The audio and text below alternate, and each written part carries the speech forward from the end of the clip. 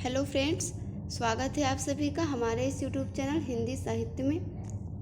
हमें कैसे लोगों से मित्रता करनी चाहिए, हमारी संगति कैसी होनी चाहिए, एक अच्छा मित्र कैसा होता है, एक अच्छे मित्र के अंदर कौन कौन से गुण होते हैं और मित्र के कौन कौन से कर्तव्य होते हैं, इन सभी सवालों के जवाब आज हम लोग इस वीडियो में देखेंगे।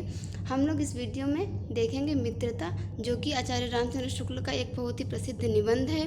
तो चलिए शुरू करते हैं। जब कोई युवा पुरुष अपने घर से बाहर निकलकर बाहरी संसार में अपनी स्थिति जमाता है, तब पहली कठिनता उसे मित्र चुनने में पड़ती है। यदि उसकी स्थिति बिल्कुल एकांत और निराली नहीं रहती तो उसकी जान पहचान के लोग धड़ाधड़ बढ़ते जाते हैं और थोड़े ही दिनों में कुछ लोगों से उसका हेल मेल हो जाता है। यही हेल मेल बढ़ते बढ़ते मित्रता के रूप में परिणत हो जाता है।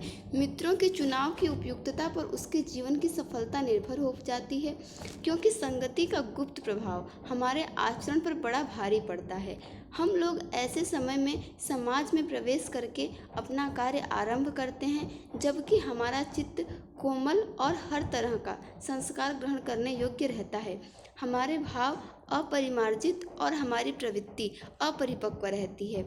हम लोग कच्ची मिट्टी की मूर्ति के समान रहते हैं, जिसे जो जिस रूप में चाहे उस रूप का करे, चाहे वह राक्षस बनावे चाहे देवता।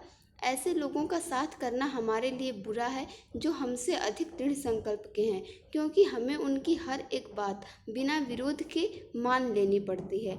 पर ऐसे लोगों का साथ करना और बुरा है, जो हमारी ही बात को ऊपर रखते हैं, क्योंकि ऐसी दशा में न तो हमारे ऊपर कोई दाव रहता है और न हमारे लिए कोई सहारा रहता है। दोनों अवस्थाओं में जिस बात का भय रहता है, उसका पता युवा पुरुषों को प्रायः विवेक से कम रहता है। यदि विवेक से काम लिया जाए तो यह भय नहीं रहता, पर युवा पुरुष प्रायः विवेक से कम काम लेते हैं।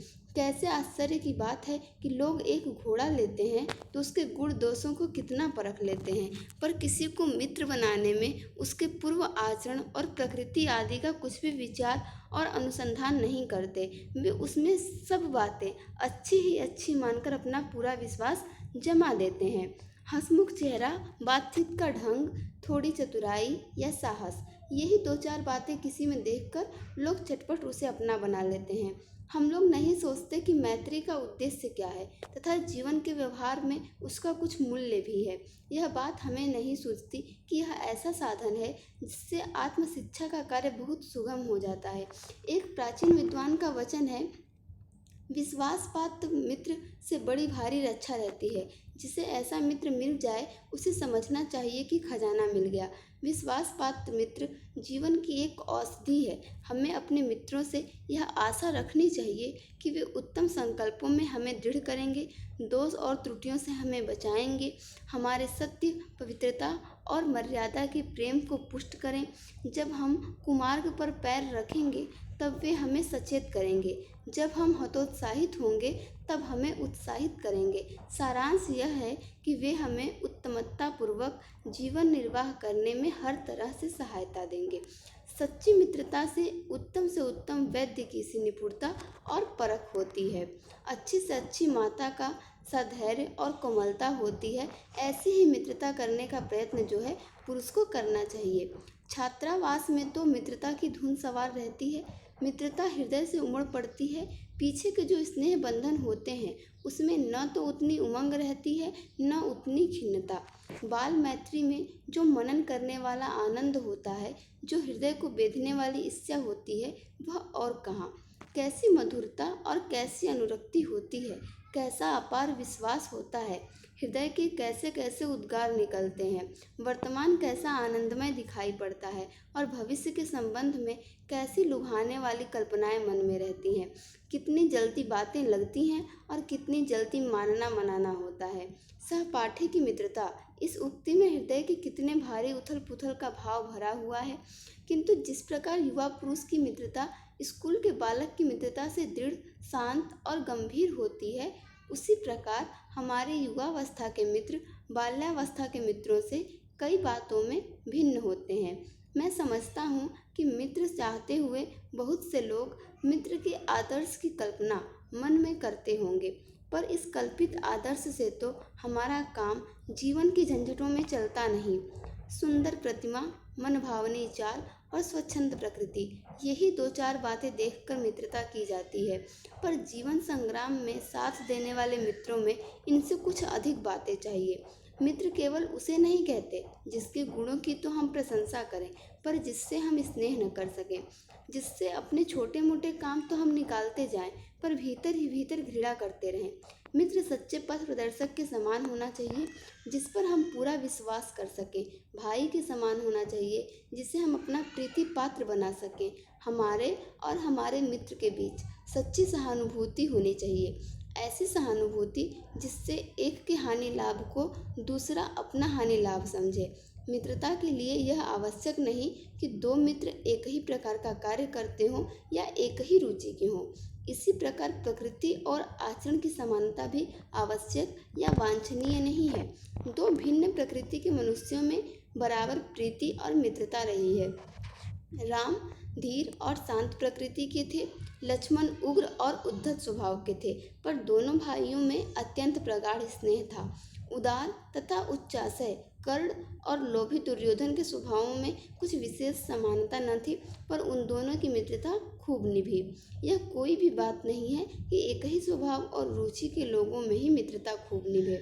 यह कोई भी बात नहीं है कि एक ही स्वभाव और रुचि के लोगों में ही मित्रता हो सकती है। समाज में विभिन्नता देखकर लोग एक दूसरे की ओर आकर्षित होते हैं। जो गुण हम में नहीं है, हम चाहते हैं कि कोई ऐसा मित्र मिले जिसमें कि वे गुण हों। चिंताशील मनुष्य प्रफुल्लित चित्त का साथ ढूंढता है, निर्बल बलि का, धीर उत्साही का, उच्च आकांक्षा वाला चंद्रगुप्त युक्ति और उपाय के लिए चाणक्य का मुंह ताकता था। नीति विशारद अकबर मन बहलाने के लिए बीरबल की ओर देखता था। मित्र का कर्तव्य इस प्रकार बताया गया है: उच्च और महान कार्य में इस प्रकार सहायता देना, मन बढ़ाना और साहस दिलाना कि तुम अपनी निज की सामर्थ्य से बाहर का काम कर जाओ। यह कर्तव्य उससे पूरा होगा जो दृढ़ चित्त और सत्य संकल्प का हो। इससे हमें ऐसे ही मित्रों की खोज में रहना चाहिए जिनमें हमसे अधिक आत्मबल हो। हमें उनका पल्ला उसी तरह पकड़ना चाहिए जिस तरह सुग्रीव ने राम का पल्ला पकड़ा था। मित्र हो तो प्रतिष्ठित और शुद्ध हृदय के हों, मृदुल और पुरुषार्थी हों, शिष्ट और सत्यनिष्ठ हों, जिससे हम अपने को उनके भरोसे पर छोड़ सकें और यह विश्वास कर सकें कि उनसे किसी प्रकार का धोखा न होगा। जो बात ऊपर मित्रों के संबंधों में कही गई है, वही जान पहचान वालों के संबंध में भी ठीक है। जान पहचान के लोग ऐसे हों जिनसे हम कुछ लाभ उठा सकते हों, जो हमारे जीवन को उत्तम और आनंदमय करने में कुछ सहायता दे सकते हों, यद्यपि उतनी नहीं जितनी गहरे गहरे मित्र दे सकते हैं। मनुष्य का जीवन थोड़ा है, उसमें खोने के लिए समय नहीं है। यदि क, ख और ग न हमारे लिए कुछ कर सकते हैं, न कोई बुद्धिमानी या विनोद की बातचीत कर सकते हैं, न कोई अच्छी बात बतला सकते हैं, न सहानुभूति द्वारा हमें ठाठस बढ़ा सकते हैं, हमारे आनंद में सम्मिलित हो सकते हैं और न हमें कर्तव्य का ध्यान दिला सकते हैं, तो ईश्वर हमें उनसे दूर ही रखे। हमें अपने चारों ओर जड़ मूर्तियाँ सजाना नहीं है। आजकल जान पहचान बढ़ाना कोई बड़ी बात नहीं है।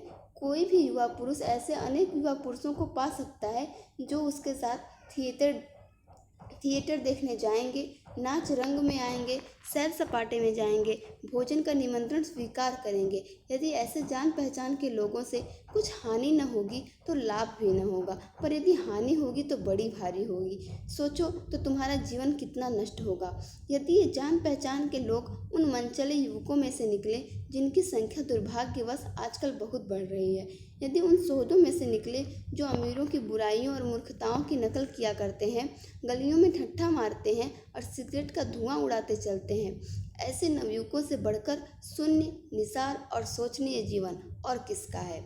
वे अच्छी बातों के सच्चे आनंद से कोसों दूर हैं।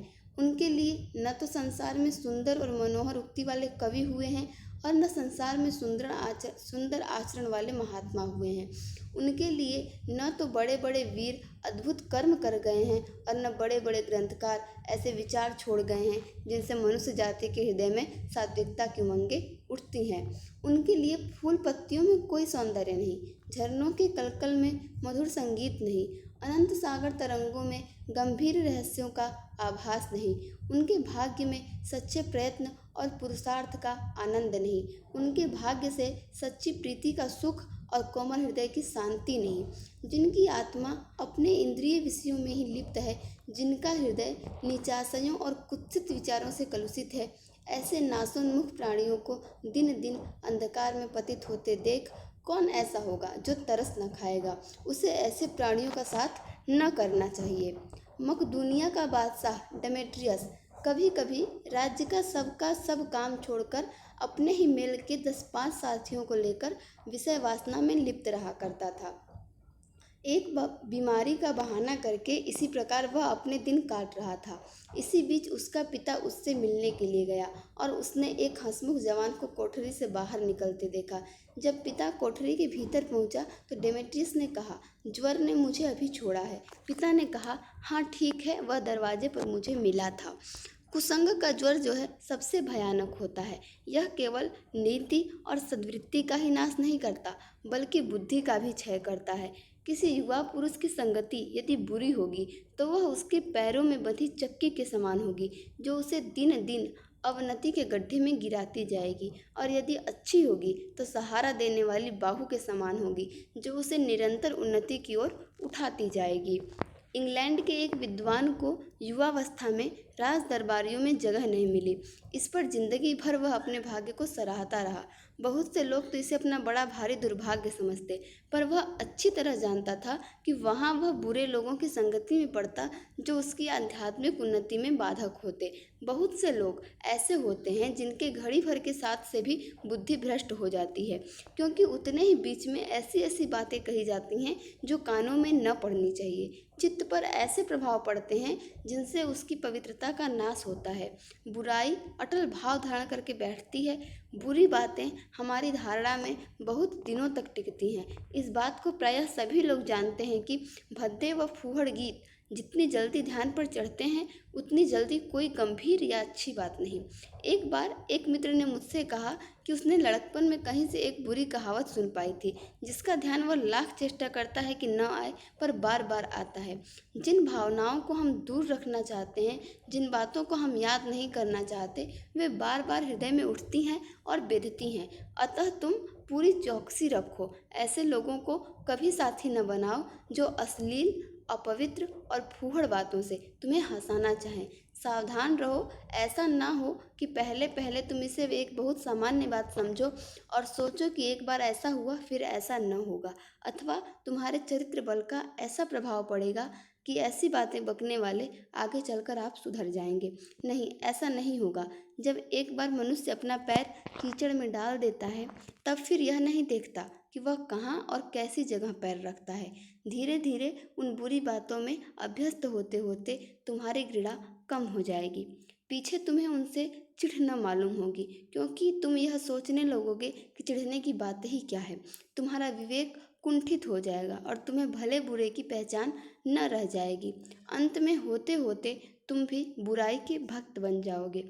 अतः हृदय को उज्जवल और निष्कलंक रखने का सबसे अच्छा उपाय यही है कि बुरी संगत की छूत से बचो।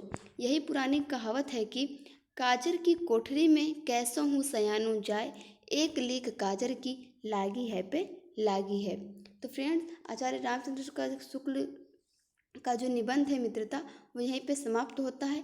लास्ट में देखिए इन्होंने पंक्तियाँ लिखी हैं। कहावत है कि काजर की कोठरी में कैसो हुसयानो जाए, एक लीक काजर की लागी है पे लागी है। अर्थात कि जिस कोठरी में काजल ही काजल भरा हुआ हो वहाँ पे आप कितनी ही सतर्कता के साथ जाएं, आपको काजल लगना ही लगना है। इसी तरह अगर आप किसी के साथ बुरी संगति करते हैं तो उसके जो गुण हैं या अवगुण हैं उसका प्रभाव आपके ऊपर भी अवश्य ही पड़ेगा, आप भले ही कितनी सतर्कता के साथ उस व्यक्ति के साथ रहें। तो आपको ये वीडियो कैसा लगा हमें कमेंट कर कर बताएं। Thank you for watching this video. अपने फ्रेंड्स को शेयर करें और चैनल को सब्सक्राइब करें।